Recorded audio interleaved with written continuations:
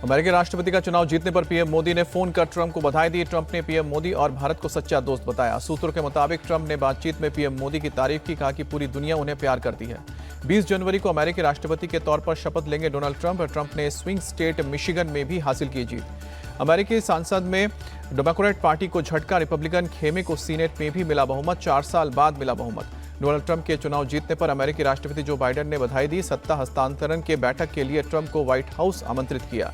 Trump ने अपने समर्थकों को संबोधित किया, कहा कि यह एक ऐसा आंदोलन है जिसे पहले किसी ने नहीं देखा है और अब तक का सबसे बड़ा राजनीतिक आंदोलन है। डेमोक्रेट उम्मीदवार कमला हैरिस ने समर्थकों को किया संबोधित, कहा कि मैं इस चुनाव को स्वीकार करती हूं, लेकिन मैं इस लड़ाई को जारी रखूंगी जो इस अभियान को बढ़ावा देती है। कमला हैरिस ने हार स्वीकार की, फोन कर डोनाल्ड ट्रंप को दी बधाई। महाराष्ट्र चुनाव के लिए एमवीए का घोषणा पत्र जारी, 5 गारंटी का ऐलान किया। महाराष्ट्र में महिलाओं के लिए महालक्ष्मी योजना का ऐलान, जातीय जनगणना और किसानों का 3 लाख तक लोन माफ करने का वादा भी। मैनिफेस्टो जारी करने के बाद राहुल गांधी का बीजेपी पर अटैक, कहा कि एक तरफ अरबपतियों की सरकार, दूसरी तरफ गरीब किसान और युवाओं की। 23 नवंबर को जश्न मनाएंगे और पटाखे फोड़ेंगे, मैनिफेस्टो जारी करने के बाद बोले उद्धव ठाकरे। हमारी गारंटी जनता के लिए, लुभाने के लिए नहीं, कांग्रेस नेता नसीम खान का बयान। कांग्रेस अध्यक्ष मल्लिकार्जुन खड़गे का मोदी सरकार पर विवादित बयान, मुंबई की जनसभा के दौरान तैमूर लंग से भी तुलना।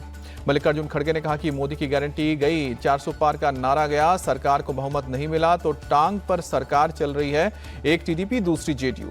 एनसीपी अध्यक्ष शरद पवार आज नागपुर के चुनावी दौरे पर रहेंगे, अपनी पार्टी के उम्मीदवार के समर्थन में करेंगे चुनाव प्रचार। शिवसेना यूबीटी के अध्यक्ष उद्धव ठाकरे आज अपनी पार्टी का मैनिफेस्टो जारी करेंगे। उद्धव ने मैनिफेस्टो को वचननामा नाम दिया है। उद्धव ठाकरे आज ताबड़तोड़ प्रचार करेंगे, एक ही दिन में 4 रैलियों को संबोधित करेंगे। दरियापुर, तिवासा, बडनोरा और बालापुर में जनसभा। एमएनएस प्रमुख राज ठाकरे आज मुंबई में करेंगे चुनाव प्रचार, घाटकोपर और वर्ली में जनसभा को संबोधित करेंगे। नागपुर में डिप्टी सीएम देवेंद्र फडणवीस के प्रचार कार्यालय का आज उद्घाटन होगा, केंद्रीय मंत्री नितिन गडकरी मौजूद रहेंगे। महाराष्ट्र में यूपी के सीएम योगी आदित्यनाथ का धुआंधार प्रचार, अमरावती में बोले ये महाअघाड़ी नहीं, महाअनाड़ी गठबंधन है। सीएम योगी ने महाराष्ट्र में कटेंगे तो बटेंगे का नारा दोहराया, कहा कि मैं शिवाजी से प्रेरणा लेकर बार बार कहता हूं कि जब जब बटेंगे तब तब कटेंगे, एक रहेंगे तो नेक और सेफ रहेंगे। महाराष्ट्र के सीएम ने राहुल और कांग्रेस पर झूठ बोलने का भी आरोप लगाया, कहा कि जब तक सूरज चांद रहेगा बाबा का संविधान रहेगा। शरद गुट के उम्मीदवार जितेंद्र आव्हाड का अजित पवार पर अटैक, कहा कि बारामती का विकास शरद पवार ने किया है, किसी और ने नहीं किया। एनसीपी नेता जितेंद्र आव्हाड ने एकनाथ शिंदे सरकार पर निशाना साधा, कहा कि सत्ताधारी की नफरत की दुकान के सामने हमारा प्यार का मॉल है। जितेंद्र आव्हाड ने देवेंद्र फडणवीस को दिया चैलेंज, कहा कि मुझे मुंब्रा में जगह और फंड दे तो मैं शिवाजी महाराज की भव्य प्रतिमा स्थापित करूंगा। महाराष्ट्र चुनाव के लिए अजित पवार की पार्टी एनसीपी का घोषणा पत्र जारी, लड़की बहिना योजना, कर्ज माफी और 25 लाख नौकरियां समेत कई वादे किए। नागपुर में संविधान सम्मेलन में बोले राहुल गांधी, जब बीजेपी आरएसएस संविधान पर हमला करते हैं तो वो भारत की आवाज पर हमला करते हैं। राहुल गांधी ने कहा कि जातीय जनगणना जरूर होगी और हम आरक्षण में 50% की दीवार भी तोड़ेंगे। राहुल की लाल किताब पर बीजेपी का बड़ा दावा, कहा कि संविधान के नाम पर कोरी किताब लेकर घूम रहे हैं। महाराष्ट्र के जलगांव में रोहित पवार ने देवेंद्र फडणवीस पर निशाना साधा, कहा कि वो खुद को अभिमन्यु कहते हैं लेकिन वो आधुनिक काल के जनरल डायर हैं। रोहित पवार बोले आज राज्य की जनता बेरोजगारी और चक्रव्यूह में फंसी है, लेकिन आज के अभिमन्यु उन्हें बाहर नहीं निकाल सकते हैं। शरद पवार साहब उन्हें बाहर निकाल सकते हैं। महाराष्ट्र के औरंगाबाद में एआईएमआईएम उम्मीदवार नासिर सिद्दीकी ने बीजेपी नेता नीतीश राणे को धमकी दी, कहा कि असेंबली में घुसकर कोई कुछ करने की हिम्मत रखता है तो मजलिस के लोग हैं। नीतीश राणे ने नासिर सिद्दीकी के बयान पर किया पलटवार, कहा कि घर में शांति से सोएं, महाराष्ट्र में औकात देखकर मुंह खोलें। नीतीश राणे ने नसीहत देते हुए कहा कि पाकिस्तान और तालिबान के एजेंडे तिरछी नजर से ना देखें। औरंगाबाद में एआईएमआईएम नेता अकबरुद्दीन ओवैसी ने सरकार पर निशाना साधा, कहा कि आज बातें सिर्फ हिंदू और मुसलमान की हो रही हैं, देश को जरूरत पड़ेगी तो सबसे पहले मुसलमान आएंगे। अकबरुद्दीन ओवैसी ने जनसभा के दौरान कहा कि आज संसद में कानून 3 तलाक एनआरसी पर बनता है, पैगंबर की शान में गुस्ताखी करने पर कार्रवाई नहीं हुई और मुझे नोटिस दी गई।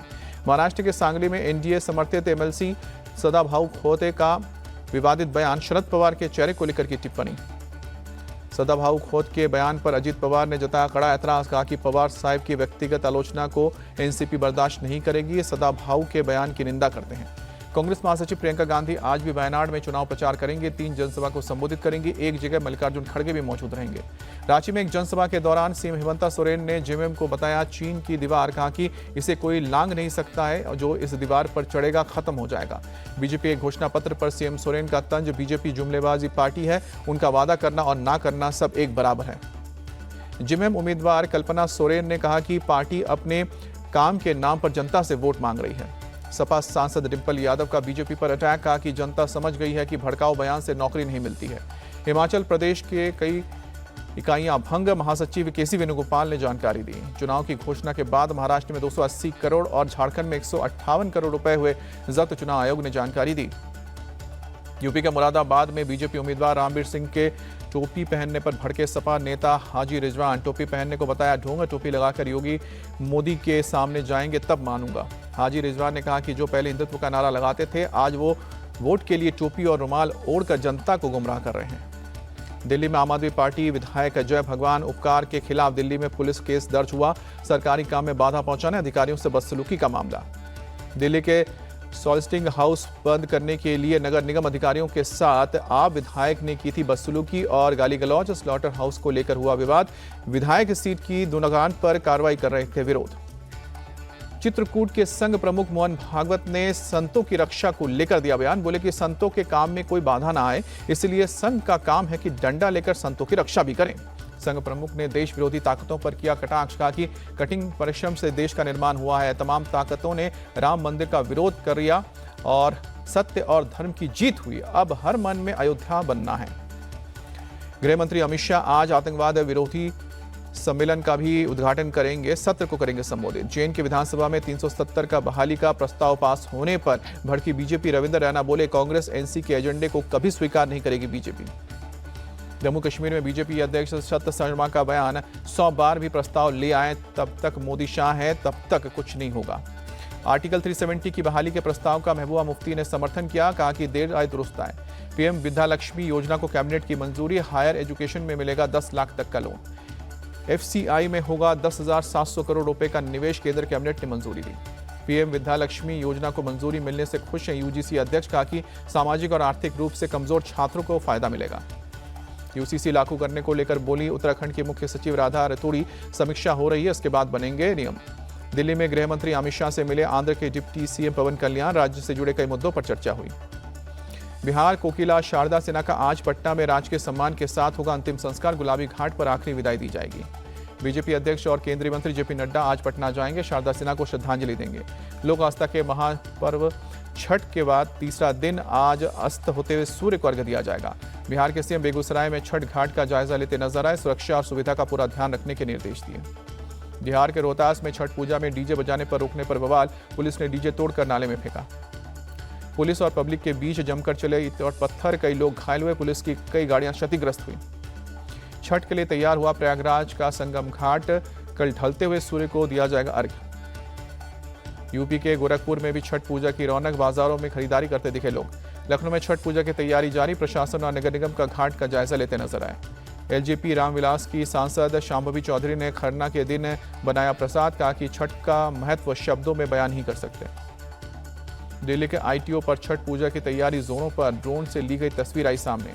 प्रदूषण को लेकर दिल्ली सरकार पर बरसे कांग्रेस नेता संदीप दीक्षित, काम करने की बजाय दूसरों पर दोष मढ़ती रहती है।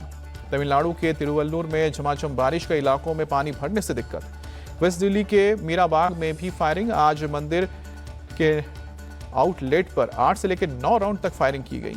कर्नाटक के बेलगावी में क्लर्क ने तहसीलदार ऑफिस में लगाई फांसी, मंत्री के पीए और तहसीलदार को ठहराया जिम्मेदार। एमपी के रतलाम में प्रशासन की बड़ी कार्रवाई, एक युवक के लापता होने पर सड़क किनारे बने अवैध ढाबे पर चला बुलडोजर। यूपी के हरदोई में भीषण सड़क हादसा, 2 बच्चों सहित 10 लोगों की जान गई। हरदोई में सड़क हादसे पर पीएम मोदी ने जताया दुख, मृतकों के घर वालों को 2 लाख की मदद का ऐलान किया। यूपी के बहराइच प्रशासन ने की कार्रवाई, देवेंद्र प्रताप सिंह उर्फ माफिया गब्बर की 1 करोड़ 46 लाख की संपत्ति जब्त की।